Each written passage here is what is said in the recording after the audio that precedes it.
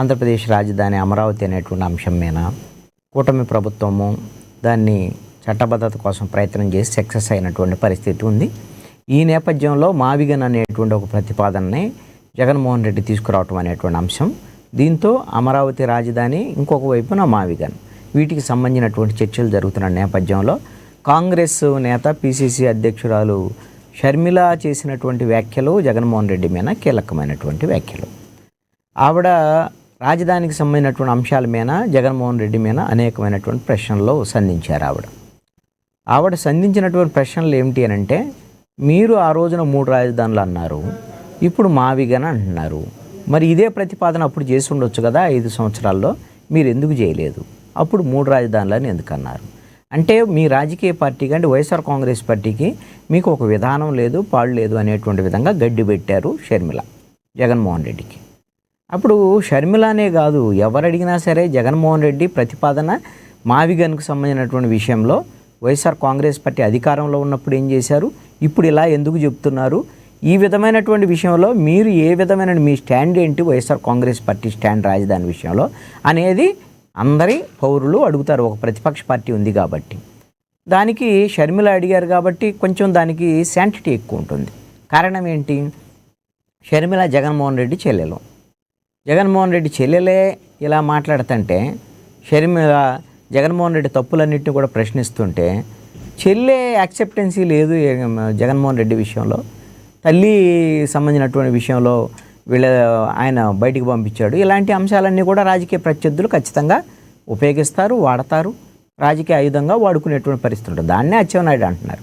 ఎప్పటి నుంచో తెలుగుదేశం, జనసేన, బీజేపీ కూటమే ఎప్పటి నుంచో వైఎస్ఆర్ కాంగ్రెస్ పార్టీ మీద, జగన్మోహన్ రెడ్డి మీద తల్లిని చెల్లిని వదిలిపెట్టాడు అవి అంటారు. మరి అది వాళ్ళ వ్యక్తిగతమైనటువంటి అంశం కదా, ముగ్గురికి సంబంధించినటువంటి అంశం అని అనుకోవటానికి వీల్లేదు. ఎందుకు అని అంటే, రాజకీయాల్లో ఉన్నప్పుడు ఆవిడ కూడా వైఎస్ఆర్ కాంగ్రెస్ పార్టీలో ఉంది, షర్మిల విజయమ్మ కూడా వైఎస్ఆర్ కాంగ్రెస్ పార్టీలో ఉంది. వాళ్ళిద్దరు 2012 నుంచి పార్టీ దగ్గర నుంచి పనిచేశారు. మరి వాళ్ళిద్దరిని పార్టీ నుంచి బయటికి పంపించారు. బయటికి పంపిస్తే వాళ్ళ పార్టీకి సంబంధించినటువంటి అంతర్గత వ్యవహారం అయిపోతుంది. ఎందుకు పంపించారు, కారణం ఏంటి అనేటువంటి అంశం మీద బయట అందరూ మాట్లాడుకుంటారు, చర్చిస్తారు, మాట్లాడతారు. ఎందుకు జగన్మోహన్ రెడ్డి ఇలా చేశాడు, వాళ్ళ తల్లికి చెల్లికి అన్యాయం చేశాడని జనం ఫీల్ అయితే, వాళ్ళకి అన్యాయం చేశాడు, ఇక రాష్ట్రంలో ఉండే ప్రజలకి ఏం న్యాయం చేస్తాడు అని కూడా ఖచ్చితంగా అడుగుతారు. దీనికి సమాధానం చెప్పుకోవాల్సింది జగన్మోహన్ రెడ్డే. ఇప్పుడు జగన్మోహన్ రెడ్డికి 2024 ఎన్నికల్లో ఘోరమైనటువంటి ఓటమి వెనుక, అంటే కర్ణుడు చావుకు 100 కారణాలు అన్నట్లుగా జగన్మోహన్ రెడ్డి వైసీపీ ఓడిపోవటం వెనుక అనేకమైనటువంటి కీలకమైనటువంటి కారణాల్లో ఈ తల్లి చెల్లి దూరం కావటం ఒకటి, వివేకానంద రెడ్డి హత్య కేసు, ఈ వ్యవహారాలు కుటుంబానికి సంబంధించినటువంటి విషయంలో కుటుంబ సభ్యులందరూ కూడా జగన్మోహన్ రెడ్డికి వ్యతిరేకంగా ప్రచారం చేయటం, జగన్మోహన్ రెడ్డిని ఓడించడానికి వాళ్ళు శాయశక్తులా ప్రయత్నించటం, ఇవన్నీ కూడా జగన్మోహన్ రెడ్డి ఘోరమైనటువంటి ఓటమికి దారితీశాయి. మరి ఇప్పుడు జగన్మోహన్ రెడ్డి ఇప్పటికైనా సరే మరి 2029 ఎన్నికలకి సన్నద్ధం కావాలి అని అంటే, ఖచ్చితంగా తల్లి చెల్లికి సంబంధించినటువంటి వివాదము, బాబాయి హత్యకు సంబంధించినటువంటి వ్యవహారము, ఇంకొక చెల్లైనటువంటి సునీత రెడ్డికి సంబంధించినటువంటి వ్యవహారము, ఇవన్నిటి విషయాల్లో సామరస్యపూర్వకమైనటువంటి పరిష్కారాలని జగన్మోహన్ రెడ్డి వెతుక్కోవాలి. అది వెతుక్కోలేదనుకోండి, ఎన్ని పాదయాత్రలు చేసిన ఉపయోగం ఉండదంటారా? ఇప్పుడు ఈ సమస్యలన్నీ ఉన్నాయి. ఇప్పుడు పాదయాత్ర చేసి జగన్మోహన్ రెడ్డి వస్తే, పాదయాత్ర చేస్తే అధికారంలోకి వస్తాడా రాడా, ఇవన్నిటి మీద ఆధారపడలేవండి. ఆంధ్రప్రదేశ్ రాజకీయాలు ఏంటి అని అంటే, మీరు ఆ ప్రశ్న అడిగారు కాబట్టి, ఇప్పుడున్నటువంటి కూటమి ప్రభుత్వము ఫెయిల్ అయిందా సక్సెస్ అయిందా అనేటువంటిది 2029 ఎన్నికల సమయంలో చూస్తారు. ఫెయిల్ అయింది అనుకోండి, ఇంకెవరు అనేటువంటిది చూడరు, ప్రత్యామ్నాయం ఎవరుంటే వాళ్ళు కూట్లు ఎత్తారు. ఆంధ్రప్రదేశ్ రాజకీయాలు ఎలా ఉన్నాయంటే, ఉన్నటువంటి వాళ్ళని తిరస్కరించడం, ప్రత్యామ్నాయం ఉన్నటువంటి వాళ్ళకు ఓట్లేయటం, ఇది నడుస్తుంది. అంటే నువ్వు ఒకళ్ళు కాదంటే ఇంకోళ్ళకి ఇస్తారు అవకాశం, వాళ్ళనే చూస్తారు, వాళ్ళు ఫెయిల్ అయ్యారు అనుకోండి ఇంకోళ్ళకి ఇస్తారు. మళ్ళీ ఇప్పుడు ఆ ప్రత్యామ్నాయం ఎవరున్నారో వాళ్ళకే ఇస్తారు. ఇప్పుడు ఆంధ్రప్రదేశ్లో ప్రత్యామ్నాయం ఏముంది, ఇప్పుడు కూటమికి ప్రత్యామ్నాయంగా వైఎస్ఆర్ కాంగ్రెస్ పార్టీ ఉంది.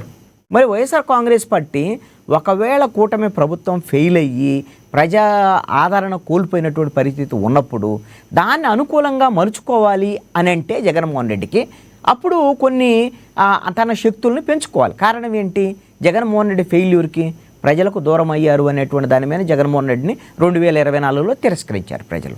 ముఖ్యమంత్రిగా ఉండి ప్రజలకు పూర్తిగా దూరం అయ్యారు. అసలు ప్రజల దగ్గరికే వెళ్ళలేదు, ప్రజలు తన దగ్గరికి రానివ్వలేదు. ఇలాంటి పరిస్థితుల్లో ఆయన సిద్ధం సభలోని వన్-వే కమ్యూనికేషన్ పెట్టేసి, నేను మీకు డబ్బులు వేస్తున్నాను కాబట్టి నేను ఈ బటన్ నొక్కి మీకు డబ్బులు వేసాను, మీరు కూడా నాకు ఈ బటన్ నొక్కేసి ఈవీఎంల ద్వారా నాకు ఓట్లు వేయండి అని చెప్పేసి ఆయన 175 వస్తేనే ఆయన ఎక్స్పెక్ట్ చేశాడు. అంటే ఈ విధంగా డబ్బులు వేయటం ఏదైనా ఎడుపుల పాయలో ఉన్న దాచిపెట్టిన డబ్బులు, రాజశేఖర రెడ్డి చచ్చిపోక ముందు సంపాదించినటువంటి అక్రమ ఆస్తులు, వీటిల్లో ఏమన్నా పంపిణీ చేసి జనానికి పంపిణీ చేస్తే నేను డబ్బులు వేసాను మీరు నాకు ఓట్లు వేయండి అని అంటే అర్థం ఉంటుంది. నువ్వు జనం డబ్బులు జనానికి పంచి నాకు ఓట్లు వేయండి అంటే అట్టు కుదురుద్ది.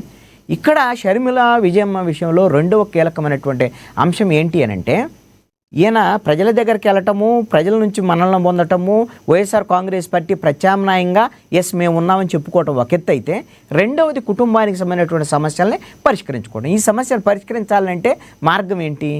వాళ్ళు అడుగుతున్నటువంటిది, విజయమ్మ చెప్తున్నటువంటి మాట, షర్మిల చెప్తున్నటువంటి మాట, గతంలో జరిగినటువంటి MOUలు ప్రకారంగా జగన్మోహన్ రెడ్డి ఆస్తులు పంపిణీ చేయలేదు అని విజయమ్మ చాలా స్పష్టంగా చెబుతున్నారు.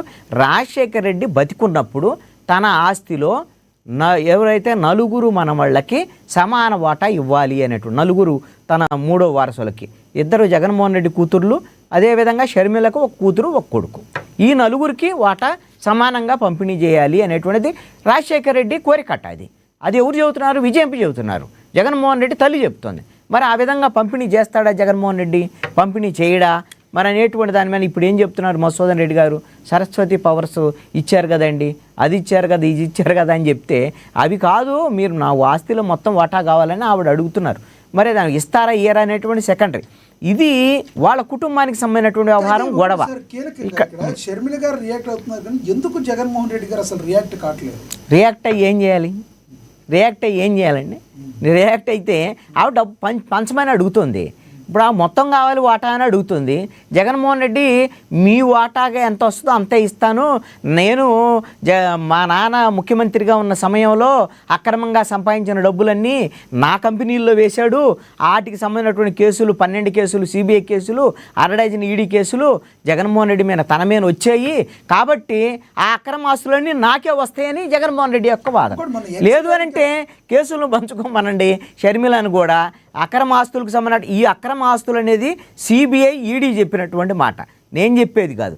అక్రమ ఆస్తులు ఇవి రాజశేఖర రెడ్డి ఉన్న సమయంలో ముఖ్యమంత్రిగా ఉండి తన పదవిని అడ్డం పెట్టుకొని ఆ రోజున మొత్తము కొన్ని కంపెనీలకి మెయిల్ చేసి కిట్ ప్రోకో ద్వారాగా ఆ సంస్థల నుంచి జగన్మోహన్ రెడ్డి ఆ కంపెనీల్లోకి ఫండ్స్ డ్రైవ్ చేశారు.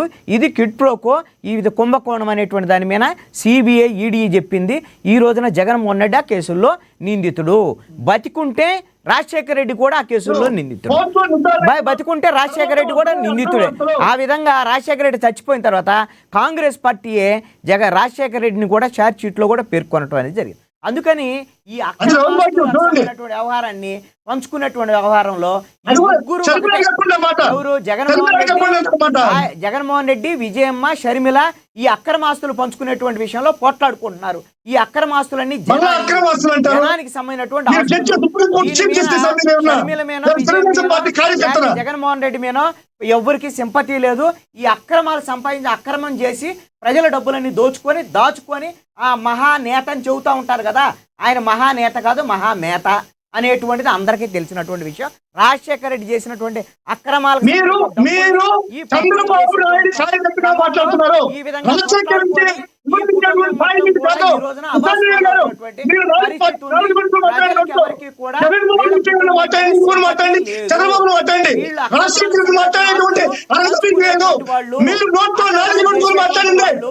అనేటువంటి దాని మీద ప్రజలు వీళ్ళ అయితే లేనే లేదు అనేటువంటి స్పష్టంగా అర్థమవుతుంది. ఎస్ ఆంజనేయులు గారు మళ్ళీ మాట్లాడతా. ఎస్ మీరు కంక్లూడ్ చేయండి, మధుసూదన్ రెడ్డి గారు కంక్లూడ్ చేయండి. సార్ ఇప్పుడు షర్మిల గారి నేను ఒకటే మాట్లాడుతున్నా సార్. షర్మిల అదే విధంగా మన జనసేన నాయకులు కూడా ఒకటి మాట్లాడారు. షర్మిల గారిని అక్రమ సంతానం అంటూ జగన్మోహన్ రెడ్డి గారు ప్రచారం చేశారు అని చెప్పినటువంటి ఒక మాట మాట్లాడుతున్నారు సార్. వాళ్ళు వాస్తవం మాట్లాడాలి. నర్రా రవీంద్ర